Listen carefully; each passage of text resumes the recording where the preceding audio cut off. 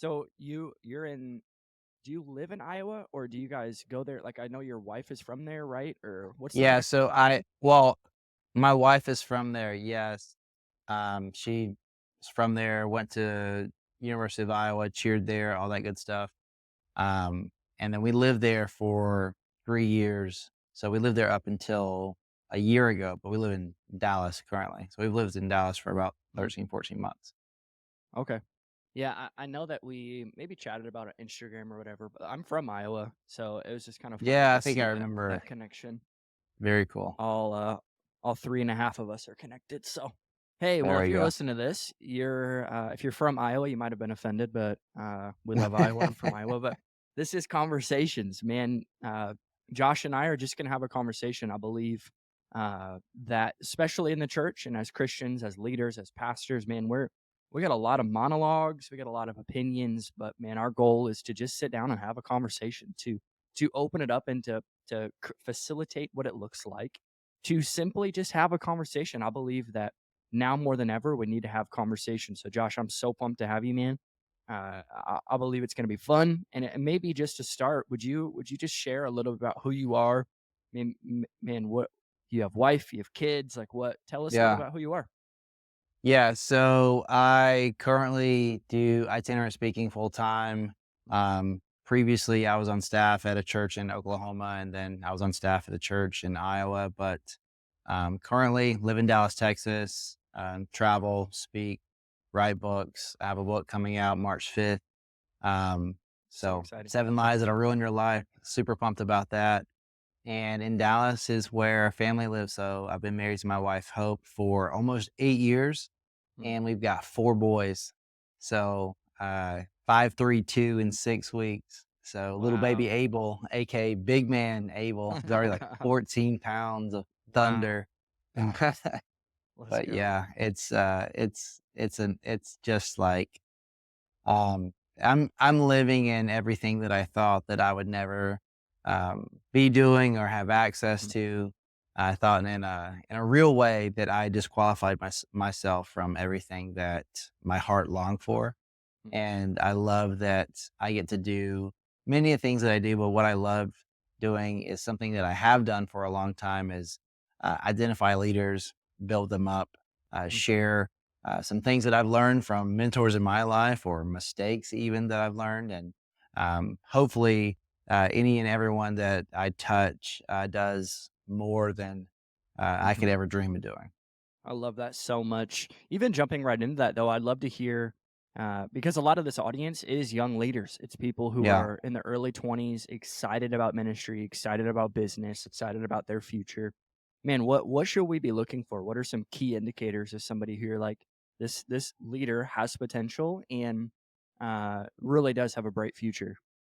Yeah, I would say someone who has self-awareness because, you walk into any high-level interview, a lot of the times you're gonna get the question, "What are some of your weaknesses?" Or, "What is something that you're not good at?"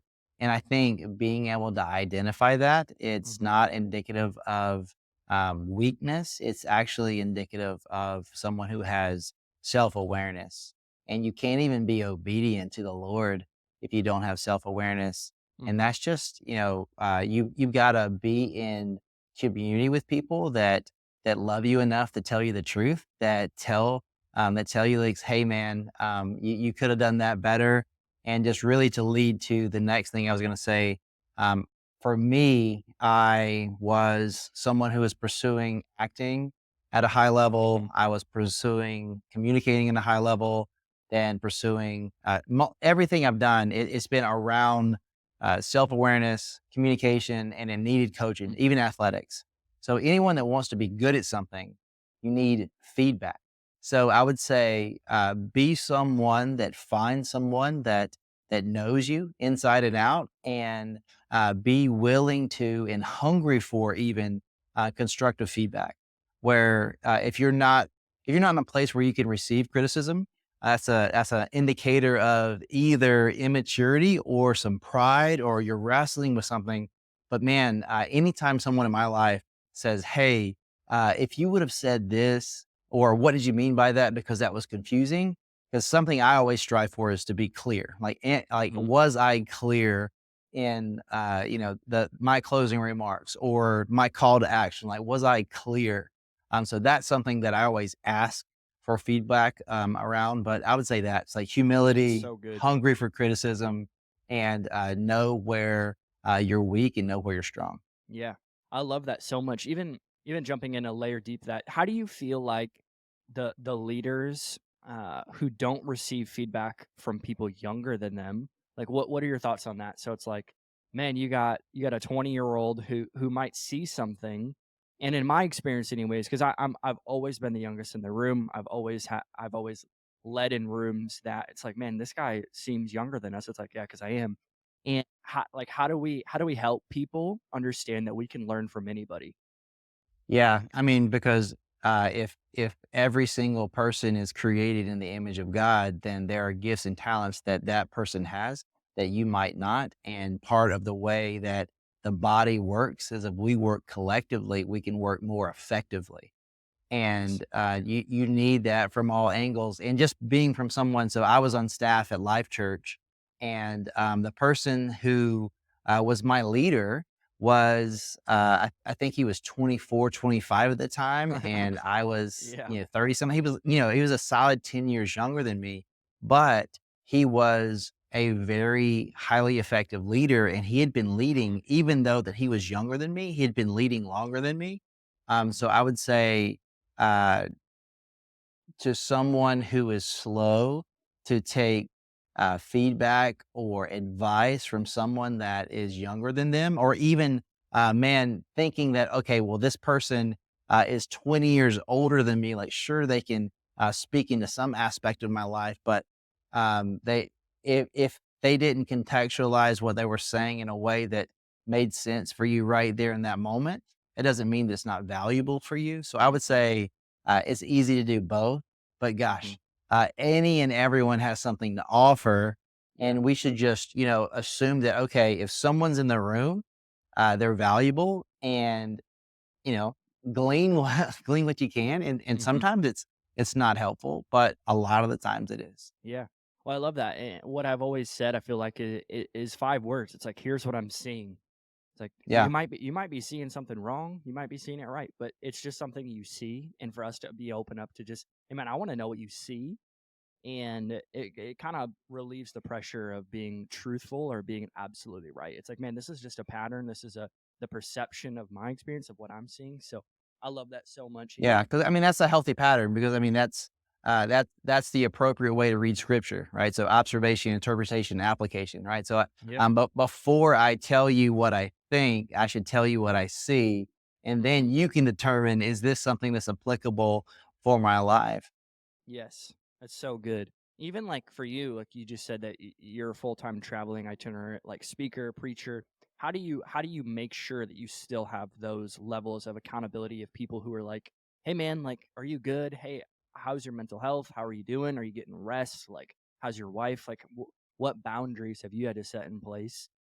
Because Yeah. So honestly, for me, yeah, no, you go. I would say there's a few things. So for me, I do like, if I'm in town, I do tech free Saturdays where Mhm, I put my phone on airplane mode, and for the most part, I'm disconnected so that I can be connected to my family, and that's how I rest well. And then also, there's something about like knowing yourself where, mhm, used to I thought like a Sabbath would be.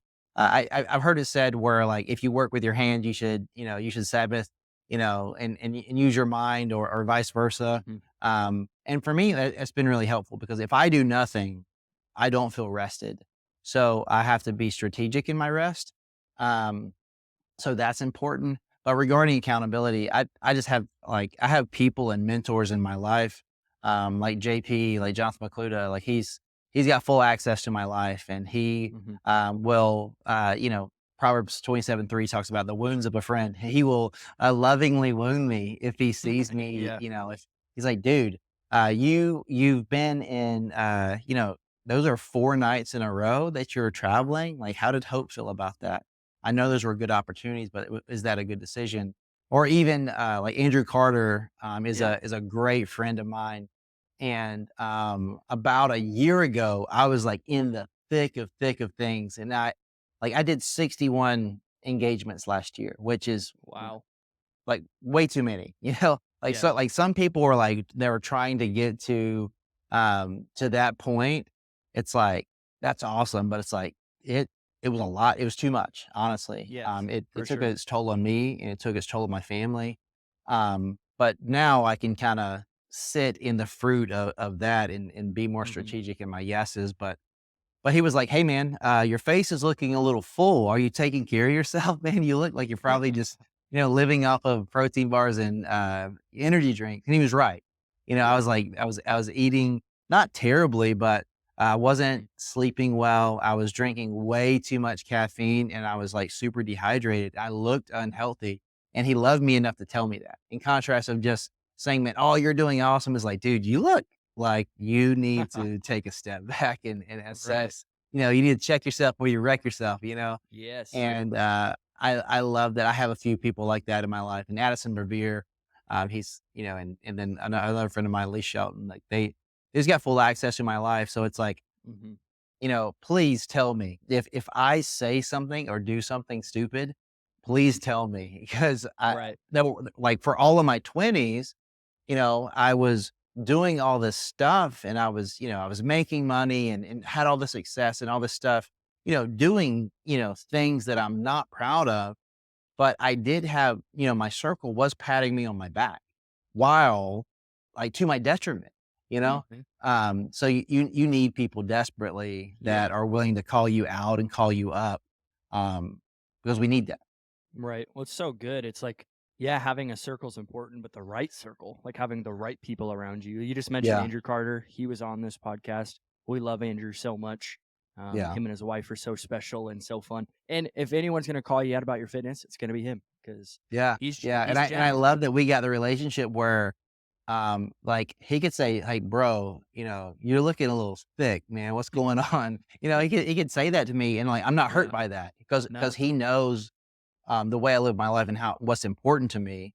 So it's Mhm. like, dude, it's like that. Many of us we struggle with, kind of a nod to my book, but it's like we struggle with this cognitive dissonance, where that this Mhm. psychological term, or and biblically, is thinking like Romans 7. It's like, there's these two contradictory things that I struggle with. I know what I ought to do, Mhm. and I don't always do it, and I know what I shouldn't do, yet I find myself doing it. It's like if I have too much caffeine, I'm gonna feel like crap, but yet I want to, uh, you know, have the energy in the moment, so I make the compromise instead of Mhm. drinking more water, eating healthy, working out, doing all the things to have the equity to go into the day to do the things the right way. But, Yeah, yeah, for sure. Well, even that, like, have you always been unoffendable, or what indicator, what no. season of your life made that pivot? Because that's an unoffendable spirit, which is so beautiful, and I want everyone to grab this. Like, how did you get to that point? Yeah, I mean, God had to progressively break that off of me, but Hmm. when I realized that living my life for the approval of others caused me to hide my inadequacies and my failures, because like when you fail, if you fail forward, that's a great thing. Hmm. That's a big part of like life church culture. It's like talking about failing forward. And really, is what it's saying is if I'm moving really fast in the right direction and I make a mistake, that's a great opportunity to learn A, what not to do, and B, how to do something different that actually works. Yeah. But I would say becoming a dad was a big part of that, where Hmm. I had to, really think, okay, everything, not necessarily what I do, Hmm. but how I do things are equally important because not only are they always listening to me, they're always watching me.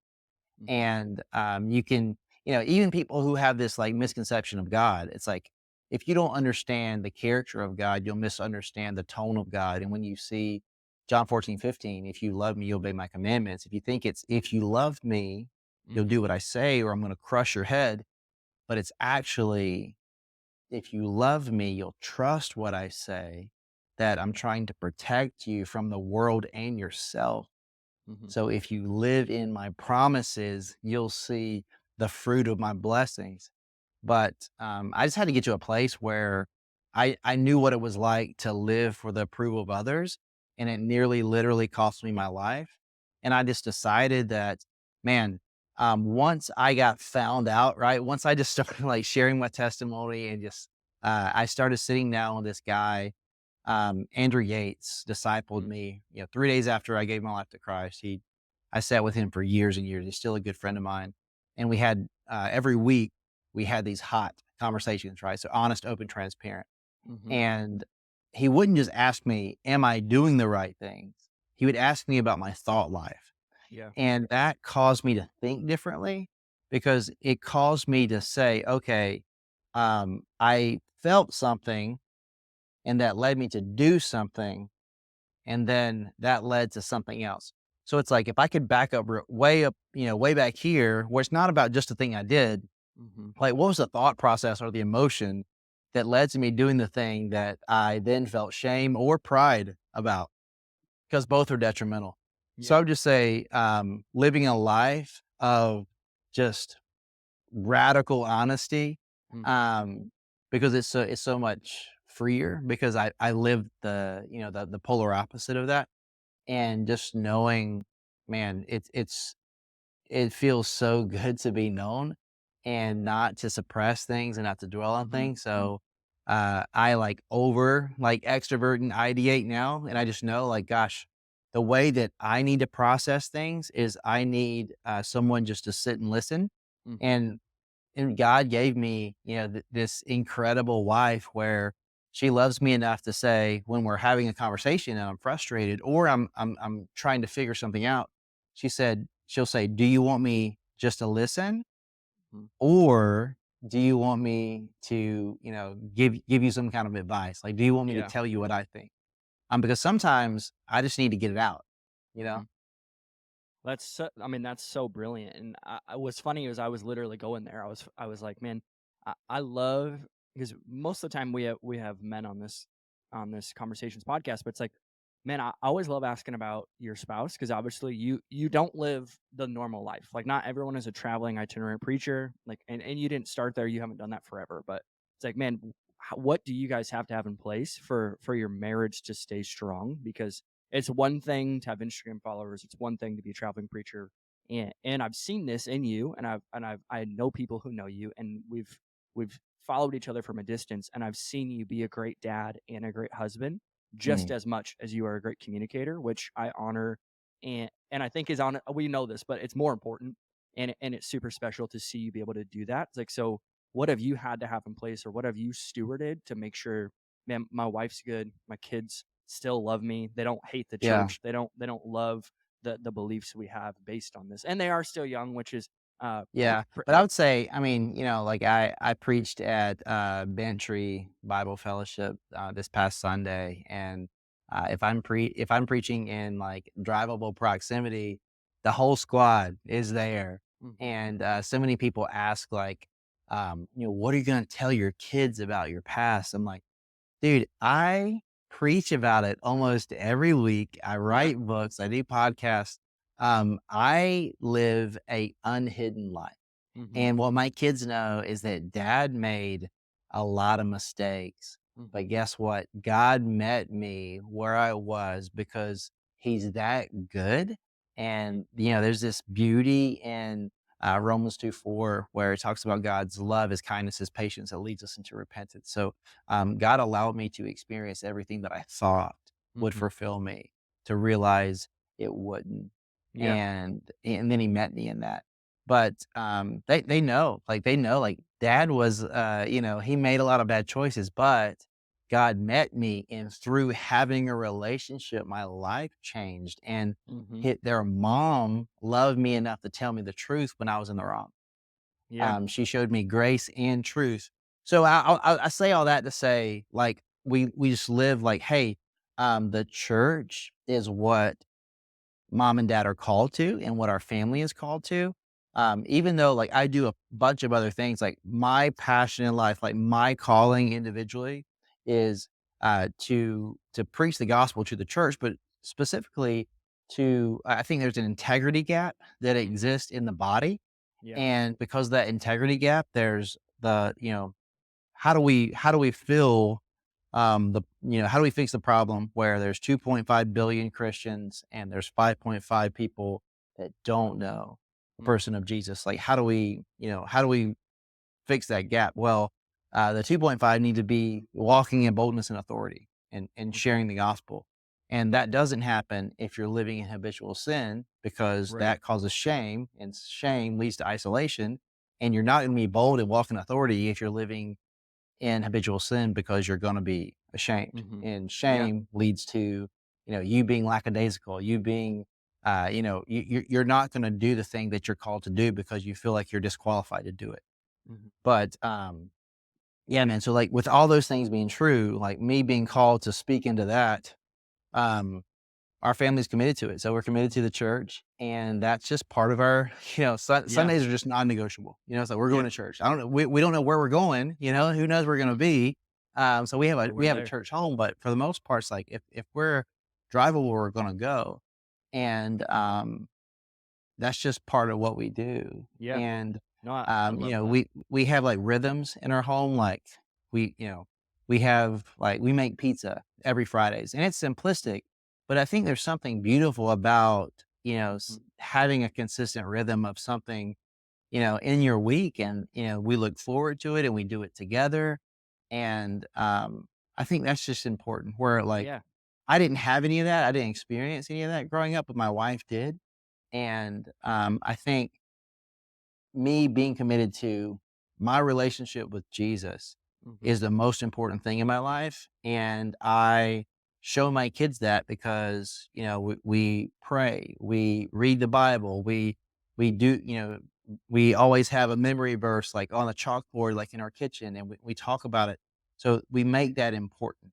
And then when there's something as simple as there's no cell phones at the dinner table, right? There's Mhm. no it's like tech free when we're having dinner. I just like making the decisions because like what's important is important.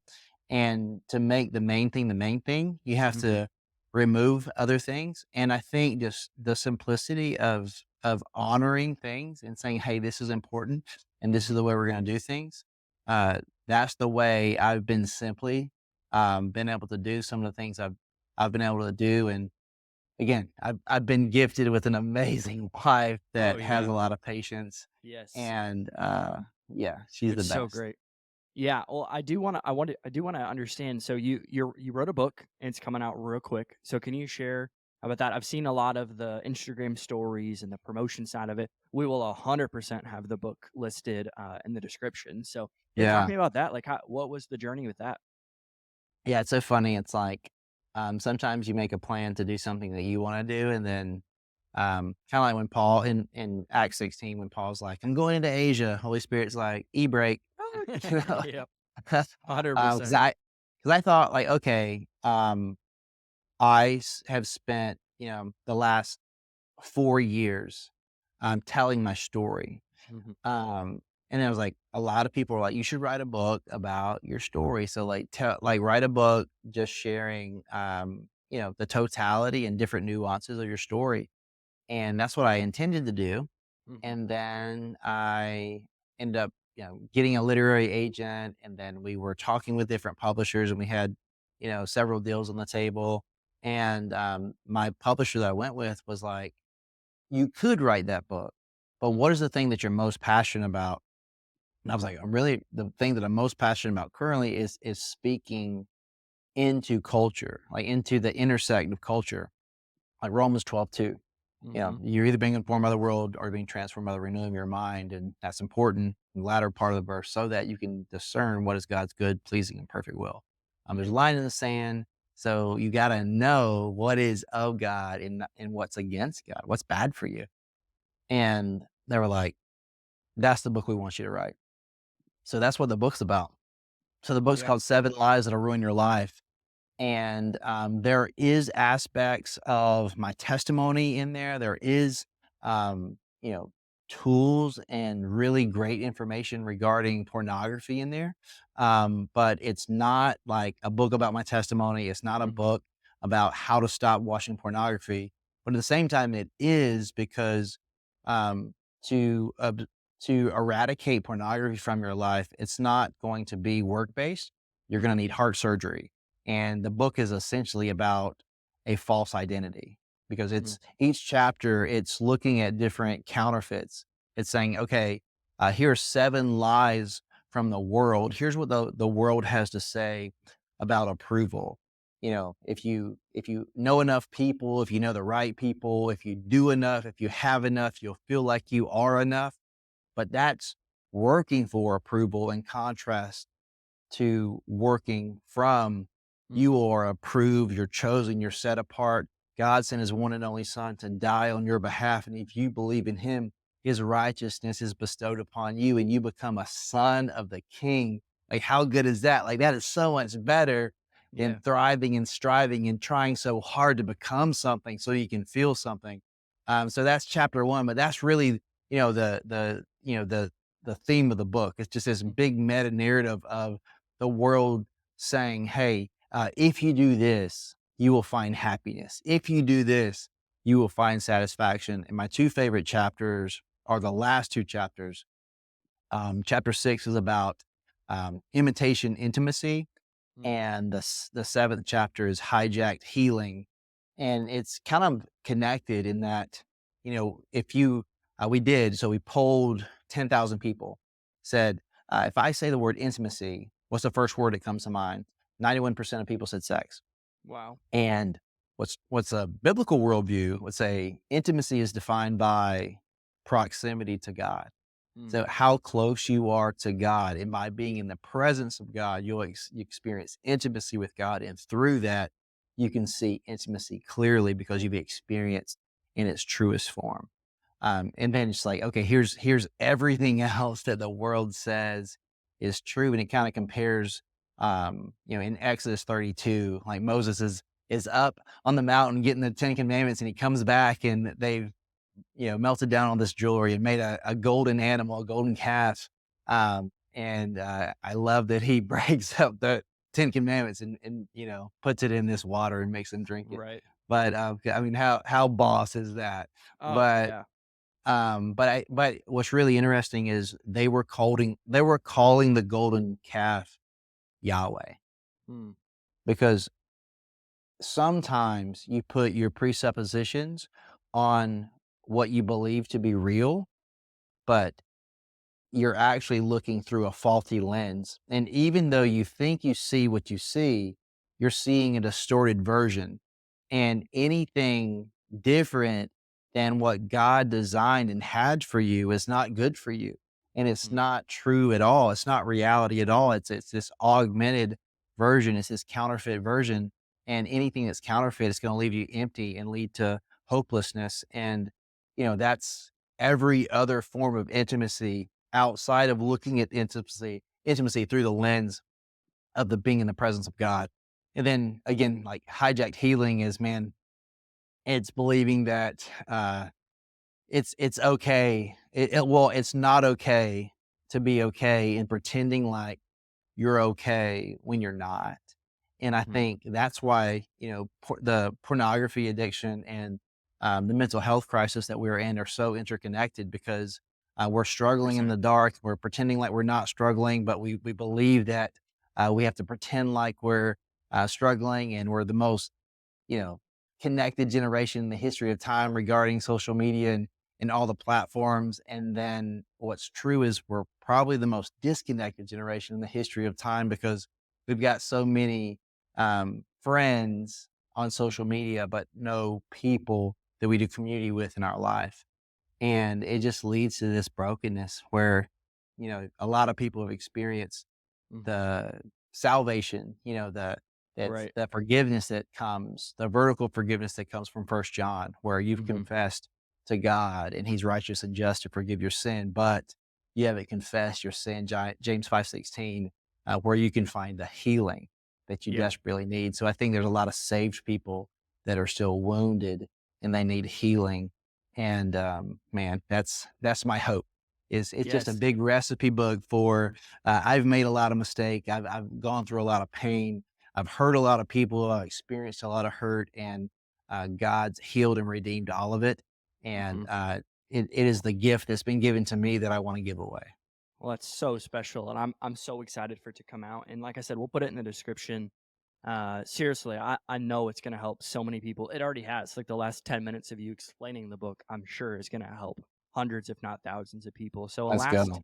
last question, and then I'd love to just help everyone be able to find you and find the book. But I've wanted to ask you this because I've followed you. Like I said, we've been connected of some sort. Yeah. What question or thought do you wish more people would ask you in podcasts or interviews? 'Cause I've watched interviews with you, and I feel like people kind of keep that same pattern. But man, Yeah. what do you wish somebody would ask you?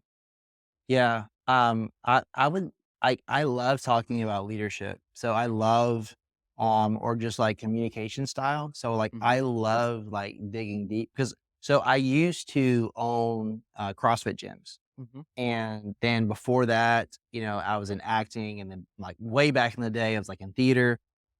So there's just, I mean, it's not mine, but it's something that I took and really kind of made my own. But this, just that communication style where like no Yeah. feel do, right? So no Hmm. feel do. Like, what do you want someone to know? Give them information, and then how do you want them to feel? So make Hmm. them feel something, and then how to take that knowledge and those feelings and package them together and create a great call to action. Because if they don't do anything with the knowledge and the feelings, we've just had a conversation that led to nowhere.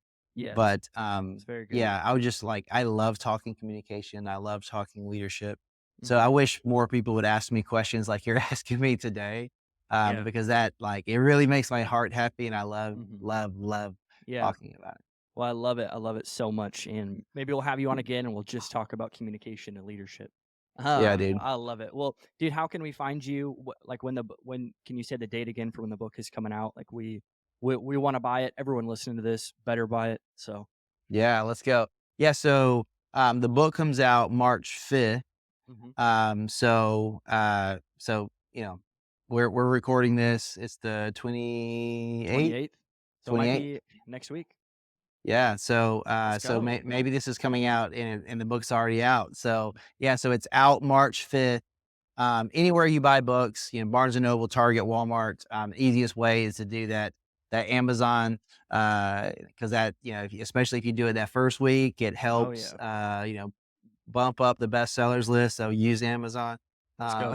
Uh, but yeah, and then if regarding following me, I am Joshua Broome on every platform. If Hmm. it's not verified and have a blue check mark, that's not me. There's hundreds and hundreds of fake ones. Oh Uh, yes. so uh, yeah, man. We've experienced that quite a bit. Well, dude, thank you so much for being on. I love that we're able to have a conversation about Yeah, the things that you're passionate about and the things that are in your heart. And I hope and I know that it has helped hundreds of thousands of people. So again, thank you so much for being on, man. absolutely, man. It's my joy.